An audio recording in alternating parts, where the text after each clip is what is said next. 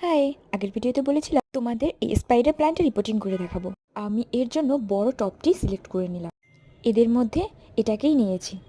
এবার আমি শুরু করব এই পুরনো পলিটার কাটিং অ্যান্ড সেটিং। এবার এই টপটির মধ্যে আমি দুটো ড্রেন লাইন করে নিব। দেখো এতটুকু চারার কত জায়গা প্রয়োজন। এবার আমি সম্পূর্ণ প্রসেসে পুরো মিডিয়াটি তৈরি করে নিব। আমার এক হাতে কাজ করা আর এক হাতে ভিডিও করা খুবই কষ্টকর, তাই অ্যাট দ্য সেম টাইমে পুরো মিডিয়াটি তৈরির প্রসেসটা আমি দেখাতে পারিনি। তবে হ্যাঁ, এই সব প্ল্যান্ট যে কোনো জায়গায় হতে পারে। এই প্ল্যান্টটির রেগুলার জল দেওয়ার কোনো প্রয়োজন হয় না, এই নিজে থেকেই খাবার প্রস্তুত করতে পারে। এই প্ল্যান্টটিকে ইনডোর প্ল্যান্ট হিসেবে আপনার বেডসাইড কর্নারেও রেখে দিতে পারেন। এটি শুধু ঘরের সৌন্দর্যই বৃদ্ধি করে না, সাথে সাথে অক্সিজেনও সার্কুলেট করে। পুরো মিডিয়াকে তৈরি করে এখন আমি গাছটিকে টবের মধ্যে সেট করে নিলাম। তবে হ্যাঁ, আমি কিন্তু গাছটিকে অন্য একটি টবে সেট করেছি। ওকে, এখন চলি, টাটা বাই বাই।